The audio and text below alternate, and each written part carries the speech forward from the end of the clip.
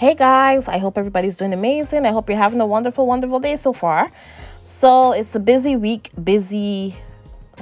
Oh my gosh, there's so much going on this week. Anyways, the first thing I want to acknowledge is guys, today would have been the 82nd birthday for Emmett Till. Yeah, it would have been his 82nd birthday, unfortunately. And yeah, July 25th, 1941, that was his birthday. And of course, he passed on August 28th, 1955. And I'm happy that we now know the full story of what happened. And well, maybe we know as much as we know. I don't know if we can ever know the full story, but we know as much as we know. And I'm glad that at least his death was not forgotten. Thank God. He was only 14 years old, guys, and my daughter is 14 years old. So I cannot understand. I can't fathom how that would feel. So my heart goes out to the Emmett Till family, whoever is left in his family that is here on this earth still. Yeah, I humbly pray for you and all my African American brothers and sisters in the squad. Yeah. And the funny thing about it is, guys, I never really knew this story until I was a grown adult. I never really knew the story fully until I was a grown adult. There's a lot of things that I didn't know about, that I never learned about as a child, that I think I should have learned about just Black history in general, because this is African American history. But me, as a child growing up in the Caribbean, in Barbados to be exact, we should have learned about these things. Let's just put it that way. We should have learned about these things. I never knew about Tulsa. I never knew about Tulsa until I was a grown adult. Let's put it that way. Anyways, guys, so I just want to make that somber acknowledgement right there.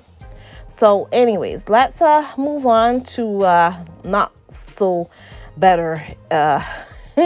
Let's move on to some not so better news. Let's put it that way.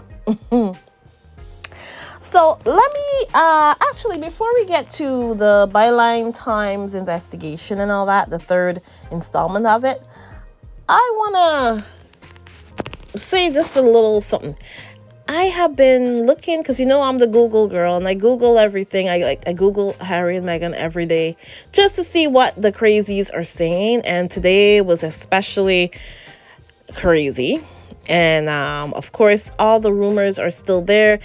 And these people are being really serious when they're talking about Harry and Meghan, they're apparently taking time apart, and this and that and that and that, and they're acting like if they know something.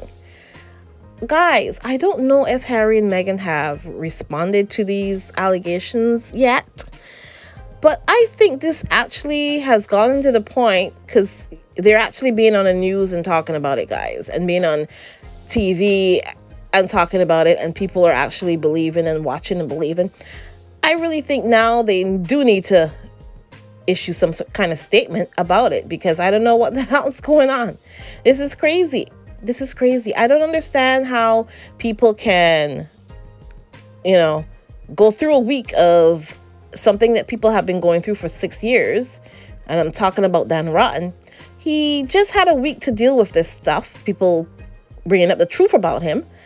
Meanwhile, Harry and Meghan have to live through for 5-6 years of their lives people lying about them daily. And right now the lies are atrocious.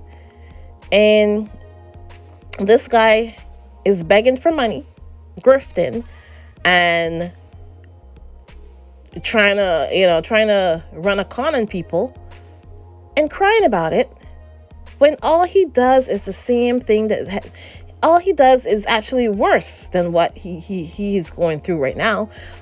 Because what he does is tell lies. this stuff here, guys, we can guarantee this stuff is not lies, because Byline Times is not going to come up with stuff out of their behinds. They have actual evidences and people to back it up. So there you go. But anyways, yeah. So I really do think, though, that Harry and Meghan need to put out some sort of statement or something. I don't know. Maybe they shouldn't. I don't know what the answer is, guys. What do you guys think Harry and Meghan should do with all these rumors and lies that they're just everywhere, everywhere? And people are beginning to act crazy and talk a lot of crap. Like today, for instance, I saw that, you know, that woman that was on the she was on the briefcase show with Meghan, the Deal or No Deal show. I think this is what it's called, guys. She was on there with Meghan. They don't know each other. I mean, they've been on the same show together, but they weren't really friends. Let's put it that way. I've been in a lot of places with people many times, and we're not friends. Just because they were on the same TV show, they were not friends, guys. That woman has some show on Fox Soul, I think it's called, and they were talking about Harry and Meghan, and the headline or whatever, or the thumbnail was about, they're talking about Meghan leaving Harry, basically. Long and short of the story. They don't know if any of this is true, but they just blasted a whole bunch of spiel about it. It was that Claudia Jordan lady, or woman, I should say, or using the word loosely, guys, and two guys who basically sit there and just blab their mouths to get clicks. And of course, everybody needs to get clicks. I understand, but the vileness that was coming out of them towards Meghan, that really made me angry, because I'm like, how do you know any of this is true? Did Meghan come and tell you that I'm leaving Harry? Or are you just doing it for clicks? Of course you are. What am I saying, guys? Of course they are. But I'm upset about it. Let's put it that way. I really, really am. That Claudia Jordan, you know, she just gets on my nerves. Gets on my last nerve. And every time that I think that, you know what, she can be, I don't know. Every time that I think that, you know, I'm wrong about the woman or something, then she just does something to let me know, well, hey, no, you've been right all along. You've been right all along. She is a mess. And then there's this other one named Schofield. What's her name? Oh my gosh, no, I don't even know what her name is. But she has dark hair, and she's always attacking Meghan for something. Well, I can't even, like, her name has just escaped me. The name was there, but it just escaped me. If I can find a picture of her, I'll put her in there and you'll see who it is. So either way, guys, yeah, so these people are sitting on their shows and talking about Harry and Meghan's marriage and spreading rumors about, oh, they're doing this and they're doing that, and Meghan is leaving Harry and she's demanded $80 million and all kind of crap. Like, where are you getting your stories? But you know what? I know why they're doing it, and we know why they're doing it. So I don't even know why I'm saying this, because it's obvious why they're doing it. But anyways, you know what? I want to get to, and there's another story going around about Pete Drew. And funny thing about it is, you'd never hear about this story because they're too busy talking about Harry and Meghan. Apparently, Pete Drew has lied, and they're surprised that he lied about his friendship with Jeffrey Epstein, and a lot of the things that he said didn't add up as far as the timeline of their friendship and stuff. And there you go. I didn't get into it further because I really didn't care, but I just thought I'd mention it because it's just funny to me that they love to put a big old spotlight on Harry and Meghan, but they like to ignore certain things when it comes to the royal family. People they love to ignore all the things that have happened with the royal family. Yeah, but they love to bring a big ass spotlight to Harry and Meghan and their marriage. But anyways, all right, so let's continue here. I want to get to the Byline Times thing here. All right, so let's get to it, guys. Okay, so it's titled Martin Brennan, His First Victim. In the third part of a 3-year special investigation, Byline Times details the trauma of a man controlled for 10 years by Martin Brennan, the cinnamon of TV presenter Dan Wooten. There you go. And this is by Tom Latchin and Dan Evans. Okay. I'm not going to read the whole thing, guys. I'm going to just go through some of it and put my little input in there. Okay. Okay, so, and there is an editor's note as well. Readers may find some of the graphic content of this article distressing. Of course they will.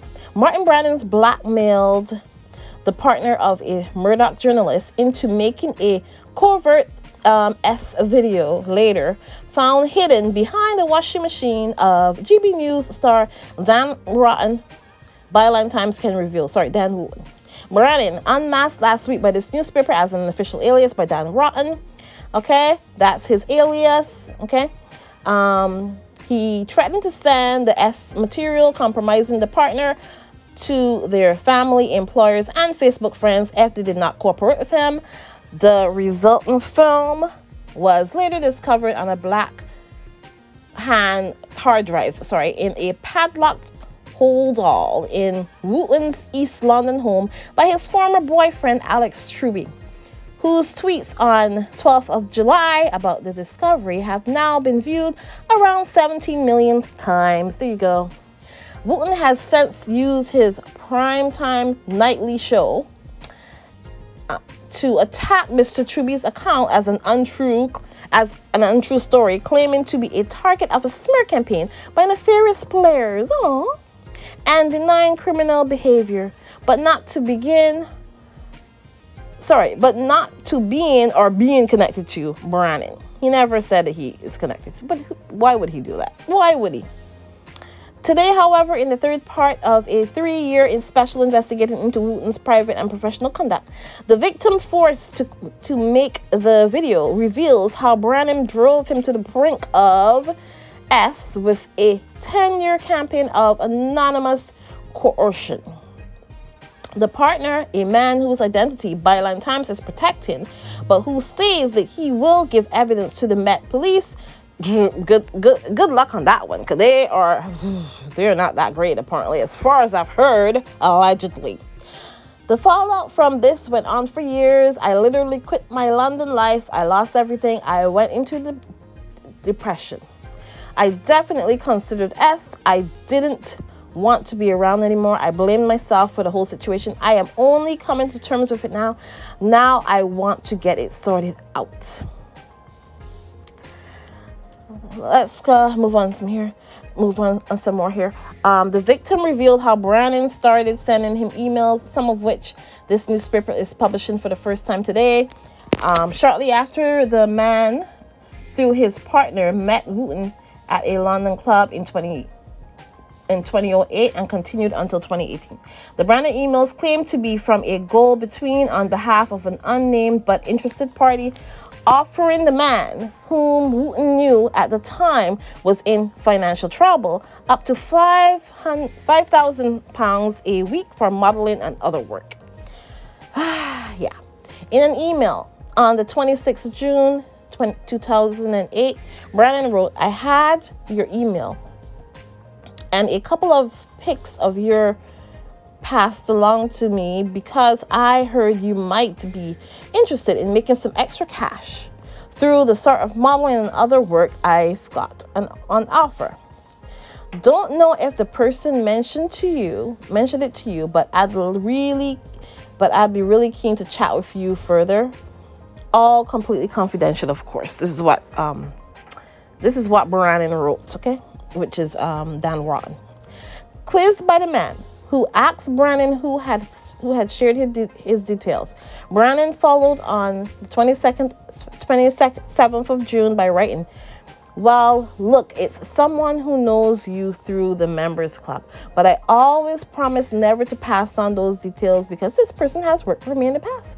Basically, he said you were an open-minded guy who is always looking for ways to make more money, which sounded perfect to me. I do a whole range of modeling and that sort of work, which I'd like to see if you might be up for.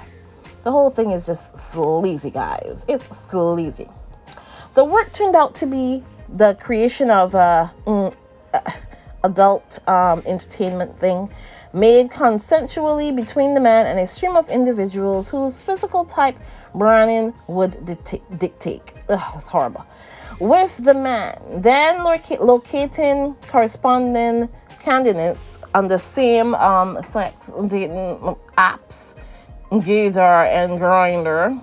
Once located, Brannon sent handheld digital cameras to the man by motorbike courier, which were then collected in the same way once the films were made and followed, often some weeks later, by a delivery of cash.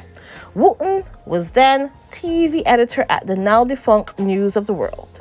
At the time, I needed the money, the victim said. It was an attractive offer. The courier would come with a video camera he would supply. I would make footage with it and send it back with the courier arranged by Brannon. There'd never be money until weeks later. I would be thinking he has snitched me up. Ultimately, money would be delivered by courier, sweaty wads of 20s, basically. Before setting the target to work, Brannon gave him a list of highly personal questions, making invasive inquiries about his actuality and finances, along with a menu of photographic requirements. I know it sounds full on, but as I say, it's completely standard, wrote Brannon on 7th of July, 2008, before making directions for a series of graphic poses, along with the question, have you seen with a celebrity? To which the victim would say no. Guys, I don't even think I want to continue, to be honest. I think we get the gist of what Dan Rotten has been doing. I don't want to continue with this, honestly speaking. It's just a little, and guys, it's there for you all to read. Okay, so let me continue with a little bit of what the victim has said. The victim said, I always felt that Dan Wooten had a strange obsession with my ex, 100%, and it was weird. And I was always saying to my ex-partner, that guy is massively in love with you or obsessed with you. He's got obsessive behavior, doesn't he? And when I came in to the relationship, you could tell that there was a jealous aspect from Wooten. It was so obvious. So he's a little sadistic, basically. So I'm not gonna read everything here. Okay, so yeah, it's a whole, guys, it's a whole thing. It's a lot. It's a lot that is here, and I'm just going by. Guys, you can go read it. I'm not reading any more of this. But I just want to say, you know, I find it funny that people have the time, guys, to make up stories about Harry and Meghan and other people as well, when there's the truth, alleged truth, I should say. There's the truth about people, some other people that people have been hiding for years, right? People have been hiding these people's truths. But when it comes to Harry and Meghan, they just sit there and lie continuously about them. Oh, their marriage is falling apart. Nobody knows if Harry and Meghan's marriage is falling apart except for Harry and Meghan. Okay? Let's just put it right there. Let's just put it right there. Nobody knows if Harry and Meghan's marriage is falling apart but Harry and Meghan. So let's not listen to the crap that's out there. Let's not even give it the time of day. I find it ridiculous that mainstream media is actually speculating about two people who have left the royal family and are living in their own world together with their kids. Do people remember that they have kids, by the way? Do people remember that they have kids when they're talking about Harry and Meghan? How callous can you be? You know what? I think here, there's a lot of people who, Harry and Meghan have a great love, in my opinion. So much so that, you know what, a lot of people have been jealous. And hey, not everybody, listen, not everybody finds a great love in their life. No, but a lot of people don't. And it's okay. But if two people have found their love and they've found their person and their soulmate, who are the rest of everybody else to talk about it? Listen, it's not up to anybody else to talk about that, okay? That's their love and their relationship. If Meghan and Harry want to tell us something about it, then we listen. Other than that, guys, don't even bother. Don't even bother to even, you know, give it the time of day, because I find it ridiculous that so many people are so invested, and people in high places, a lot of people in high or low places, as you know, you might want to say, but there's so many people that are in, you know, these kind of situations where they're so concerned about Harry and Meghan. I would be flattered if I was Harry and Meghan, to be honest. I didn't think you would think that I was that interested. Wow. But anyways, guys. But yeah, so like I was saying, it is funny to me that there is so much people out there who are so caught up with Harry and Meghan's story and writing Harry and Meghan's story, when there is the truth, which is there's a man who is a bully, who has done horrible things, and nobody is talking about him. That's all I have to say about it, guys. Anyways, I hope you guys have a wonderful, wonderful, wonderful day. And guys, I will talk to you in the next one. Please remember to like, subscribe, and share. And guys, I will talk to you in the next one. Have a great one, guys. Bye.